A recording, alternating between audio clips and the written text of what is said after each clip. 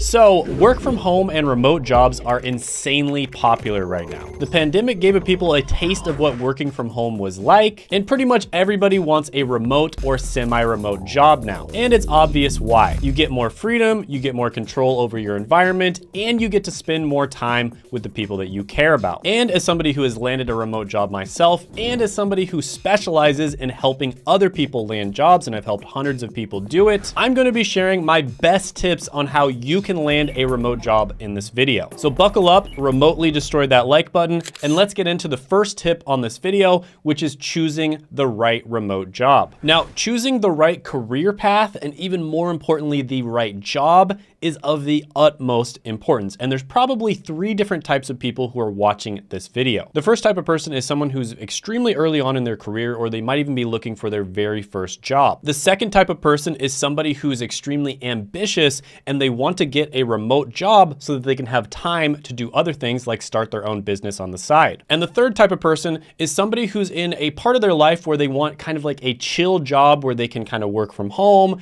and they can do a good job and they can make some pretty decent money, but they really just want something where they're not going to be going into an office every day, spending a bunch of time in traffic, and they basically want to focus more on their lifestyle. And to all 3 of those types of people, I have the same advice, which is to go where the opportunity is. This is something I say over and over again on this channel. It's basically the slogan of the channel. And what that basically means is choose companies, industries, careers, and jobs that have a lot of opportunity. If you position yourself in an industry like technology, for instance, there's going to be a ton of opportunities. If you can get a job for a company like Apple, even if it's one of the lowest jobs on their list, like a customer service rep, that is going to open a lot of opportunities for you. If you go into a career where there's really high demand, something like tech sales or digital marketing, that is going to open a ton of opportunities for you. And if you go for a job that's going to teach you in-demand skills, something like appointment setting, again, that is going to give you a ton of opportunities. And no matter what your goal is, you are going to have more leverage because you have in-demand skills. And this is basically like a cheat code because you're getting paid to learn these in-demand skills, right? A lot of people will go to college for 4, maybe even up to 12 years in order to learn in-demand skills. But if you're smart, you can get paid to learn skills that are just as valuable. So the career that you go for, AKA the vehicle that you choose, is going to make a massive difference in how much money you make,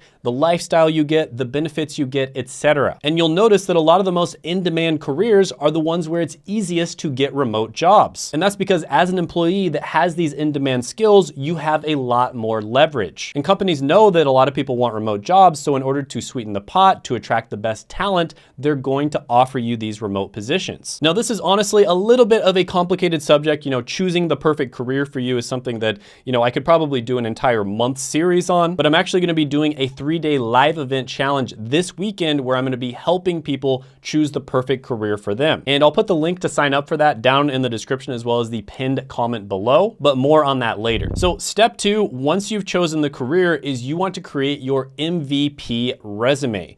Now, MVP does not stand for most valuable player. It stands for minimum viable product. So a lot of people will spend way too much time on their resume instead of doing what they should be doing, which is applying to jobs. They'll think, oh, I don't have the skills necessary, or I don't have the right experience, or I don't have this or that. And so it'll take months and months before they even start applying. And this is the exact opposite of what I teach. And this is why me and my business partners can sometimes get people jobs in something like 7 days, 10 days, 14 days, is because we have people start applying for these jobs right away. So your resume is something that can be fine-tuned and updated over time. And instead of spending 3 months writing your resume, what you should be doing is creating a minimum viable product for the resume, start sending it in, and then track the data that you get from that resume and optimize it using that data. Now, one thing you definitely want to do is make sure that you have what's known as an ATS-friendly resume. So one mistake that I see people making all the time is they'll have a super creative, colorful resume that isn't ATS friendly. And ATS stands for Applicant Tracking System. So this is something I'll be giving away in this 3-day live challenge that I'll be doing. And it's a really good ATS friendly resume that thousands of people have used to get jobs. And if you get an ATS friendly resume, that's probably going to increase your chances of success by like 500%. Now, one thing you want to do on this resume is you want to look at the skills that companies are looking for and then quickly generate your own experience when it comes to those skills. And the way you want to think about this is how long would it take take you to learn that skill. Now, if it's a really difficult skill, something like programming, for instance, obviously that's going to take you a little bit of time to learn. But if it's something that's much easier, you should put it on your resume while you're generating the skills. And we'll get to that a little bit later on in the portfolio creation process. But now we're going to move on to step 3, which is you are going to start applying right away. So you're going to start looking on Google Jobs for job postings that match the career you're trying to get into. And you're going to start applying for these job postings. Now, one mistake that I see all the time is people will see, oh, you need 1 to 3 years of experience in order to apply for this job, so therefore they don't apply for it. Now, this is a common mistake that I see, but in reality, if it's an entry-level job or a job that only requires 1 to 3 years of experience, you should still apply for it. And I have seen this over and over again where people will land these jobs. Treat the 1 to 3 years of experience not as a requirement, but as a preference. And if you're somebody who has a really good portfolio built out, which I'm going to show you how to do here in a few moments, then the 1 to 3 years of experience really doesn't matter. But in this step, you definitely want to figure out what are the skills that companies are looking for. And then you want to move on to step number 4, keeping in mind that you're continuing to apply for these jobs and you want to learn the necessary skills. Now, this does not mean that you need to become a master of these skills. What you want to do instead is use what's known as the 80-20 rule or the Pareto's principle. And this is basically where 20% of your actions lead to 80% of the results. So you can actually get pretty proficient at just about any skill out there in somewhere around 10 to 20 hours. And the way you do this is not by passively watching a bunch of YouTube videos or passively watching some kind of course on Udemy. The way you do this is by actively building something, applying those skills in real time. And that's what you're going to do in step number 5, which is you are going to build out your portfolio. And you're going to be building it while you're actively learning. Now, step number 5 is where you do want to try to get a little bit creative. You want to build a portfolio that really showcases that you have the skills that you say you have. Or at the very least, it showcases that you can rapidly learn those skills. So one thing, for instance, that my friend Josh did in his IT course for Course Careers, which has worked incredibly well, is he actually has you build your own ticketing system. And if you're applying for IT jobs, what that showcases is not only are you going to know how to use their ticketing system, but you literally know how to build your own. Nice. So that's a very creative way of showing that you know your stuff. So it's worth it to spend a little bit of time coming up with good ideas here to showcase that you have the skills that you say you have. Now, you don't actually have to build out your own website or anything like that when it comes to your portfolio. You can actually host it completely free on an app like Notion, which is not the sponsor of today's video. But you can also build out your own website if you want to. And a really great way of showcasing your portfolio is to actually make a video that you put on Notion, for instance, but not only showcases the project, but also talks about your thought processes behind building it. Now, the portfolio is incredibly important because this is how you can showcase those skills so that you can get ahead of the people who went to school and got a college degree. Because a lot of the time, the stuff that you learn in college is not the stuff that they're actually looking for in the real world. And I think it goes without saying that the way that you learn the skills that they're actually looking for is you look at the job posting, right? Look at the job description. And then you're gonna move on to step number 6 is you're going to keep applying, but in different ways. So I mentioned Google Jobs, and that's a really good job board to start with. You can also use LinkedIn, and honestly, if you limited me to one platform,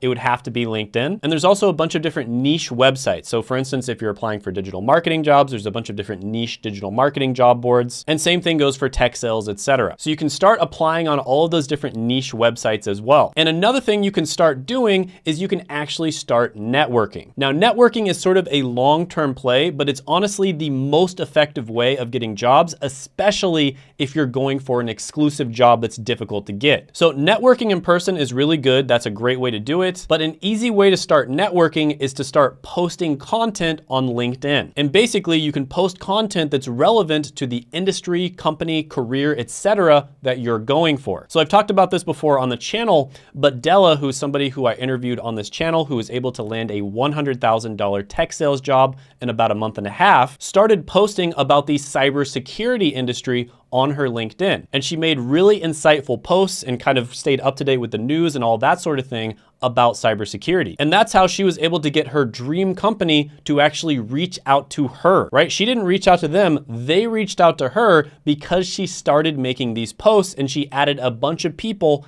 in the cybersecurity industry. So that is one of the easiest and most scalable ways that you can start networking. Now, don't get me wrong, this is not a get a job in 1 week type of strategy. Networking typically is going to take a long period of time, but this is one of those things that's absolutely worth doing. So while you're building out these portfolios, while you're learning the skills, you can also start doing research on the industry and simply posting whatever you find on your LinkedIn. And then you're gonna move on to step number 7, which is nail the interviews. Now, I know that there's a lot of introverts that watch this channel, and I know that interviews can be extremely nerve-wracking, but the best way for you to nail the interview is to be able to speak the language of the position that you're applying for. And the best way for you to be able to speak the language is to build out that portfolio and learn the correct skills. So for instance, if you're applying for a job for a YouTube channel, you want to know what AVD, APV, and CTR stands for. AVD stands for average view duration, APV stands for average percentage viewed, and CTR stands for click-through rate. And these are things you would absolutely have to know if you're applying to be a content strategist on YouTube, for instance. So you really want to learn the language of whatever position that you're applying for. And if you can casually and insightfully speak in this type of language, they will know that you know what you're talking about. So if you're applying for a tech sales position, you would probably talk about CRM, which is customer relationship management software. If you're applying for an operations management position, you'd want to talk about different software like Asana, ClickUp, Basecamp, etc. I think you get the idea here. Make sure that you understand the language of the position you're applying for, and make sure that you use that language during the interview. Now, a great way that you can learn this type of language is to go to different forums of people who are already working in the career. And you'll notice that they talk about these things quite a bit. And if there's any words that you don't understand, make sure to look them up and make sure to understand them. Now, another thing you can do to really nail the interview is to build a brand story. This is where you basically talk about why you're so passionate about whatever position you're applying for. So for instance, when I used to be a pharmacist, I would always talk about how I'm really passionate about pharmacy because of the fact that my dad had a heart attack at a young age. And because of the fact that there were medications he was taking that extended his life for a very long period of time. Now, step number 8 is realize that it's all a numbers game. If you make the best resume ever, the best portfolio ever, you're an incredible interviewer, you are gonna have a higher percentage of job offers. But realistically speaking, if you're not the best at all 3 of those things, you can make up for it by simply applying to more jobs. And at the end of the day, almost everything in life is a numbers game, from making YouTube videos to applying to job offers to all sorts of other things. And you can compensate for skill by simply working harder and applying to more jobs. Now, again, these are all things that I'm going to cover extensively in this 3-day challenge that I'm gonna be doing live this weekend. So I highly recommend checking that out. There is a small cost to it. Typically, people will pay somewhere between $300 to $600 an hour for my consultations. And I'm gonna be giving away the most common questions and the most common tips that I give to people in those consultation sessions. And I'll also be answering your questions live. So definitely check that out. I'm gonna put it down in the description as well as the pinned comment below. And if you guys really like it, it might be something that I do many times in the future. Check this video out right here if you want to check out some of the best remote jobs that you can get.